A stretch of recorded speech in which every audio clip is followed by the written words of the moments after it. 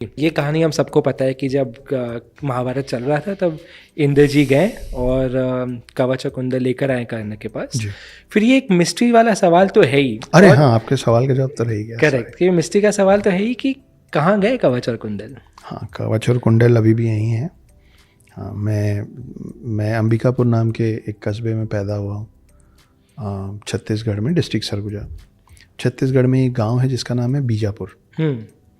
ऐसा माना जाता है, बीजापुर के लोगों का मानना है और डॉक्यूमेंटेड भी इसी तरीके से, कि बीजापुर में एक गुफा है जिसके अंदर जाने या बाहर निकलने का कोई रास्ता नहीं है। अच्छा, है गुफाई, हाँ। लेकिन आप उसके अंदर कहीं से नहीं जा सकते। उसके अंदर से लगातार एक रोशनी निकलती है।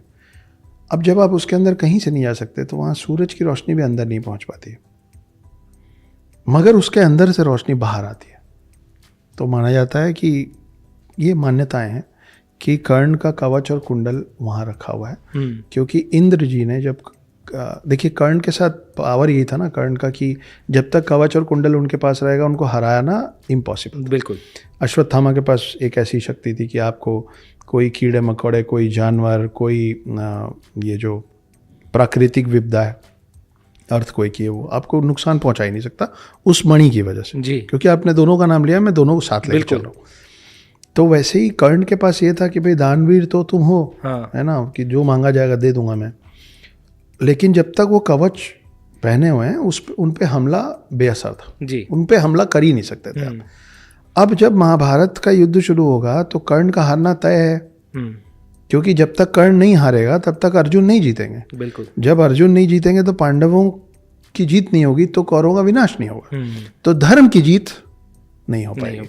तो किसी को तो छल से, भगवान जी लोग टाइम टाइम पे विद टाइम ज़रूरत के हिसाब से बेईमानी किए हुए हैं जी। और करना पड़ता है। इसीलिए आप देखिए कि द्वापर युग में भाई विष्णु के अवतार राम भी हैं और कृष्ण भी हैं, तो द्वापर युग में फिर से राम ही क्यों नहीं आ गए, कृष्ण क्यों आए?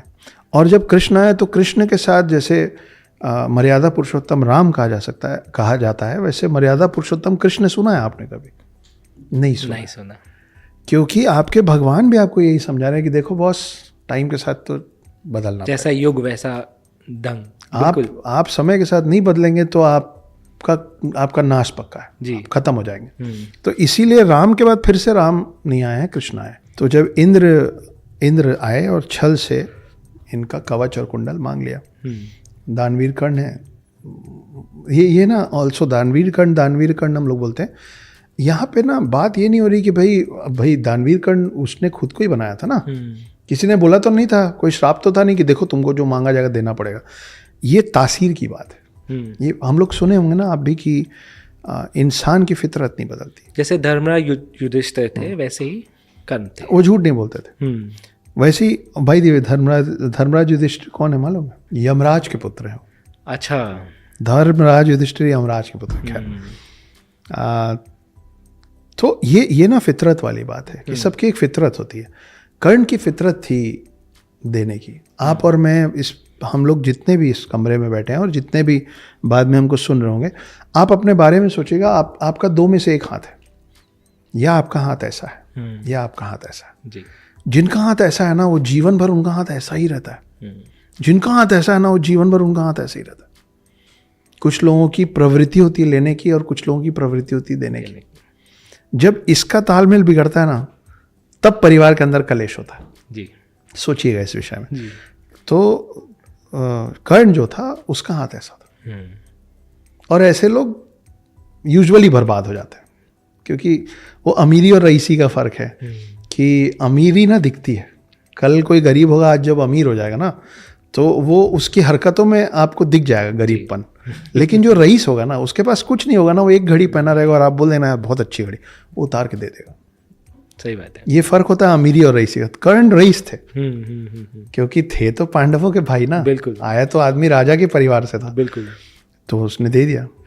तो जब उसको लेके इंद्र जा रहे थे तो रथ का पहिया एक श्राप के तले फंस गया था इस जगह पे, जो अब तो वहाँ पे एक गुफा तैयार की गई और वहाँ छुपा दिया गया।